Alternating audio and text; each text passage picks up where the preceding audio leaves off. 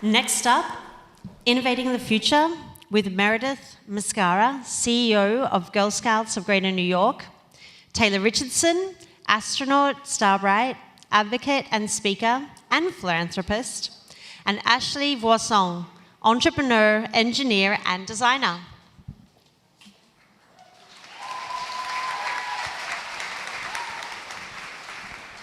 Good morning. I'm so excited to be here. And of course, this is totally my comfort zone, being the CEO of Girl Scouts of Greater New York and talking with incredible young women. This is what I get to do every day, and it's the best part of my job because I am so optimistic about our future. When we look at the title of today's Innovating for the Future, I actually have to say the future generation is making us innovate in our roles now. And we're at a time and a place where Gen Z is actually driving more change in our culture, in our pace, in the way we have to work, in the way we look at things. So before we get to hear from them, I want to applaud our Gen Z members up here today for what they are doing.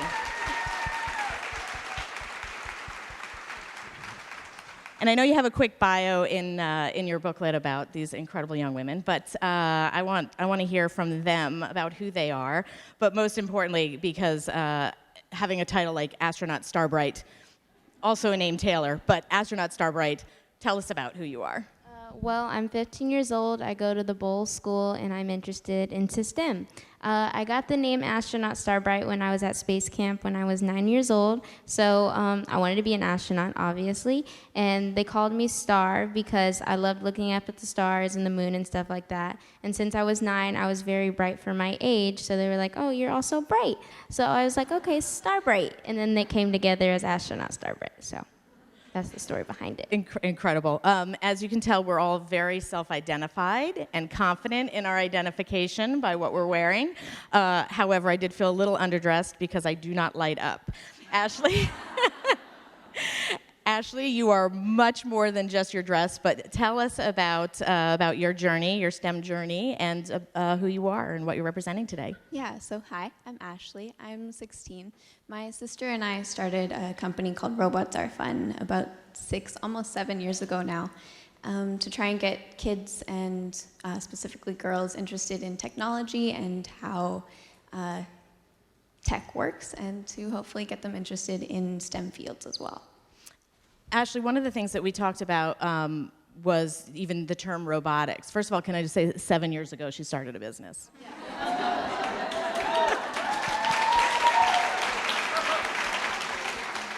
I was 44 when I became a chief officer in a company 7 years ago.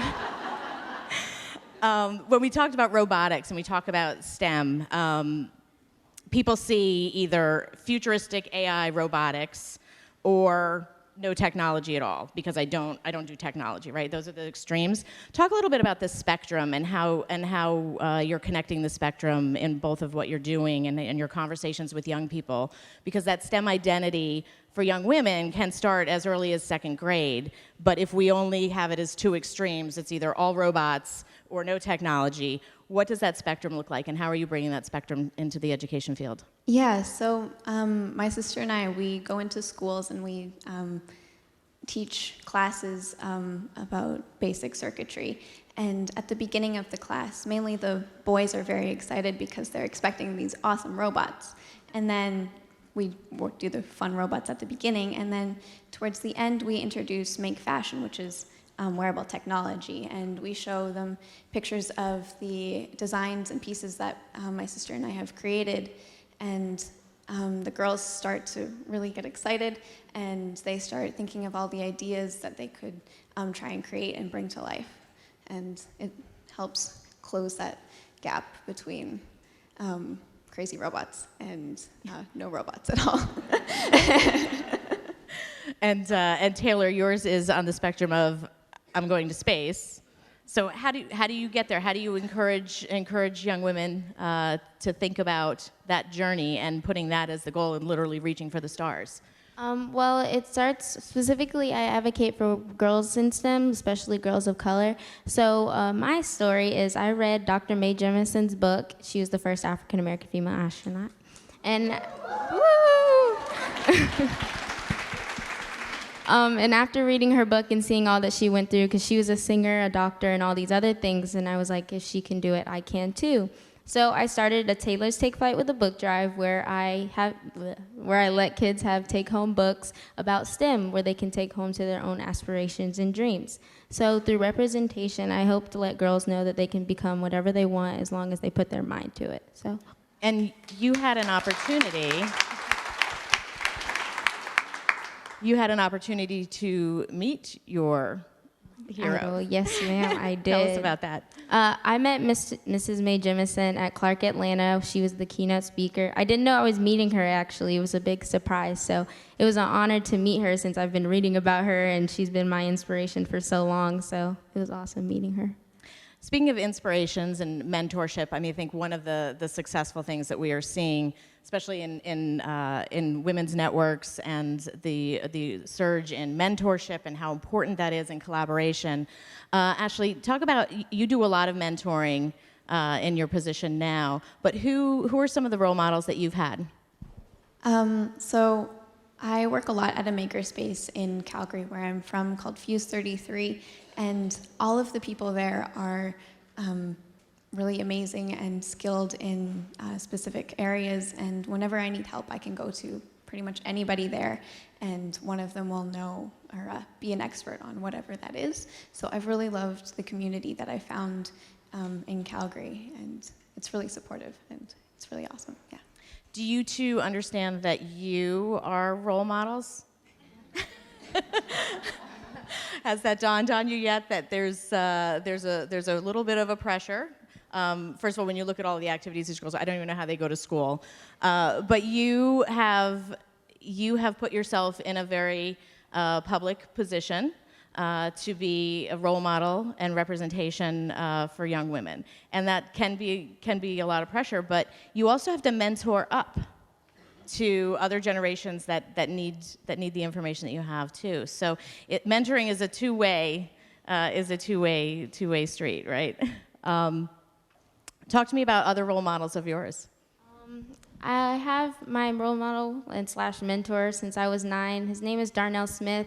He supported my dream and me representing girls all over the world and stuff like that since I was little. So he's not really famous or anything like that, but he's close to my heart, and so is my mom. She's really sweet. She's in the audience.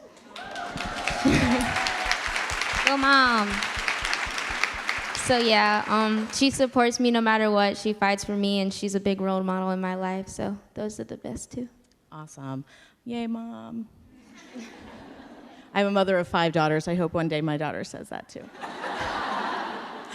But when we talk about collaboration, and you mentioned your mom, you mentioned role models.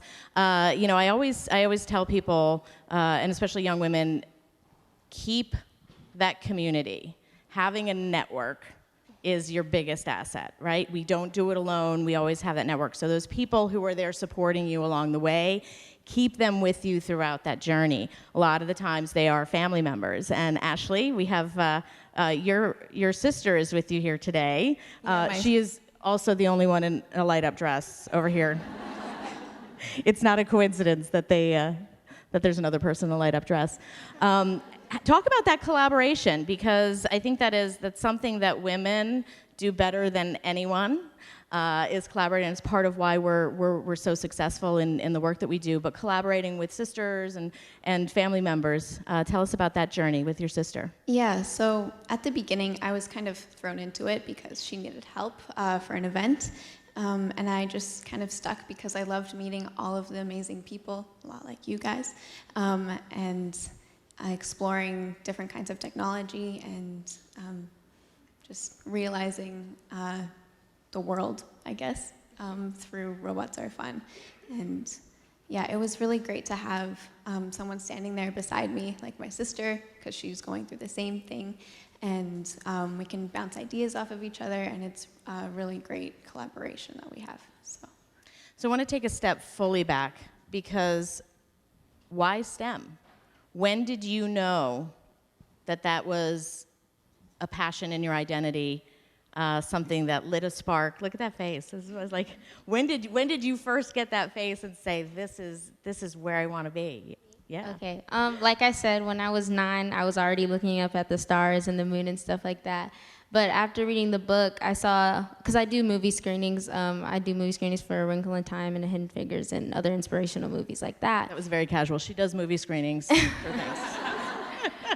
Yeah, so when I did screenings like that, I would have lots of different girls from everywhere come, and after they see the movie, they were like, oh, I didn't know I could be a scientist, an engineer, and things like that. So after realizing that, I was like, this is what I want to do. I want to be in STEM. I want to inspire other girls and make a change in the world. So I've had it since I was little, but also gradually got bigger.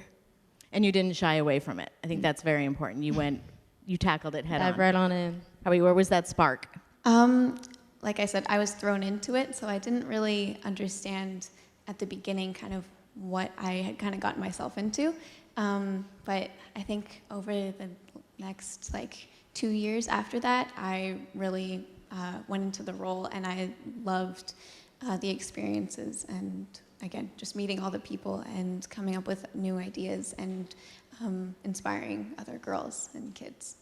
So let's talk about, all three of us have something in common, which is we're very, very focused on making sure that communities that don't get resources have access, have resources, have an advantage, and there's a level playing field for girls, especially in communities that are generally underserved.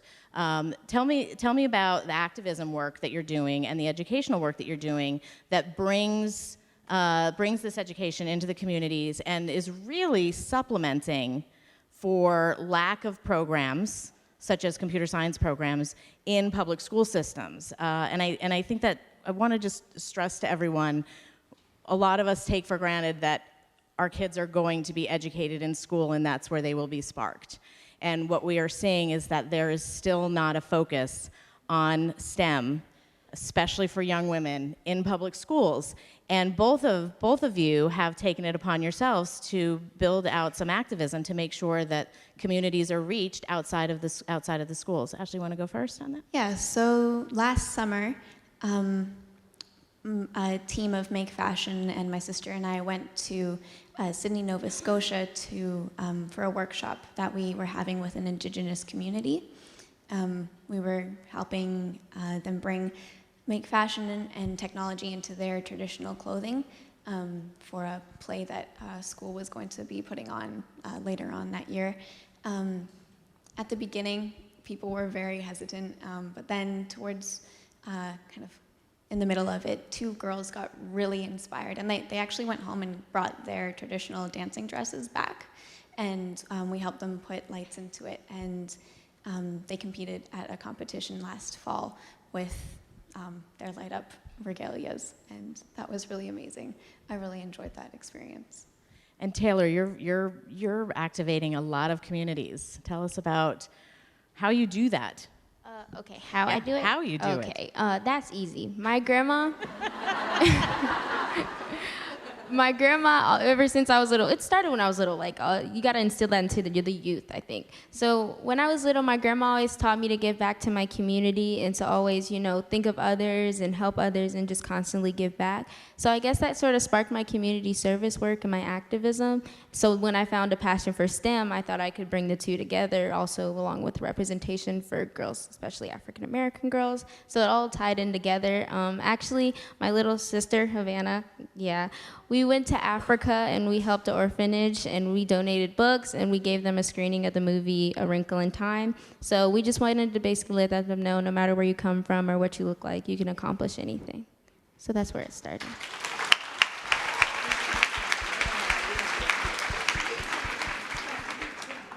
So going back to Gen Z. Gen Z are now known as the social justice warrior generation. How awesome. I know. I'm very envious of that. I'm like the biggest fangirl of Gen Zs, and every time I'm like, I wanted to be from the social justice warrior generation. The ability to mobilize and take action. And what we can see is that, we're in the largest generational growth. We have every generation represented, but your generation has the ability to literally change the world in 8 seconds through a device that you were born into and you own and you know it. That's a huge power. It's a lot of pressure. Again, I go back to the fact I'm banking everything on Gen Z, that the world will be fixed, everything will be fine when you are in leadership roles. But you need to tell us, what should we be focusing on so that your entry, I mean, you two are clearly entering into the professional industry much faster than some other girls. But what can we do to make sure that in those next 5 years, when you are stepping into the workforce, when girls are getting ready to vote, when they're becoming social activists within their community and adult role, what can we do? What's our job to make it better for you? Hi. Okay. Well, as adults, I guess they would just mentor and coach us and invest in us, be inclusive and, accept us and help us. We need those resources, and just continue for organizations and different companies to just be our resource and help us and support us.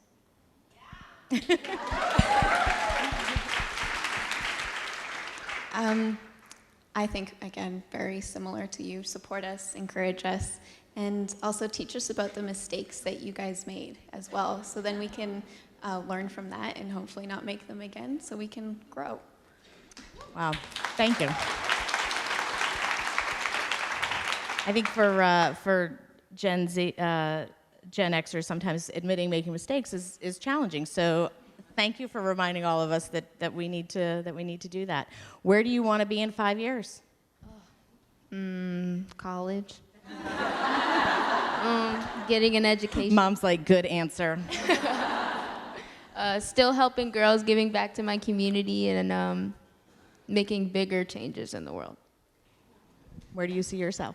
Again, college or university, and hopefully still inspiring girls and other kids and youth to follow their dreams and just kind of keep on learning, because it never, ever, ever stops, and take everything in, and yeah.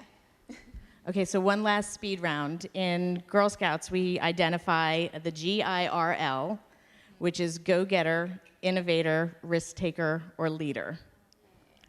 Which one do you identify with the most? All of them. Absolutely.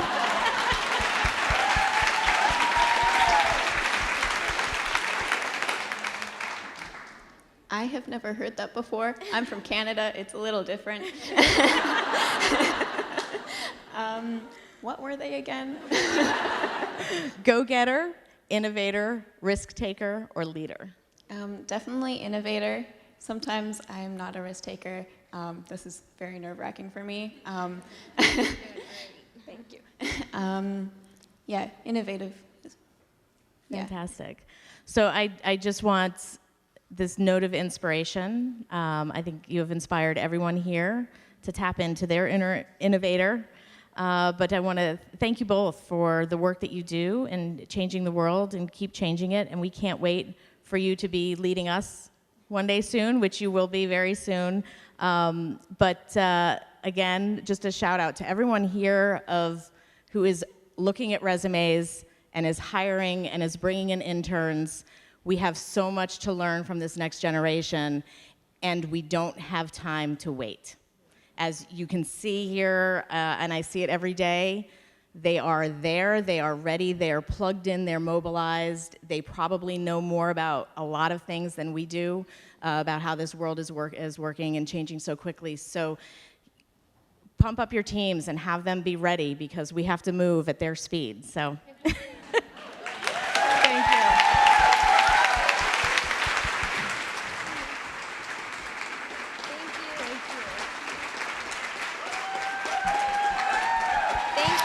Thank you so much.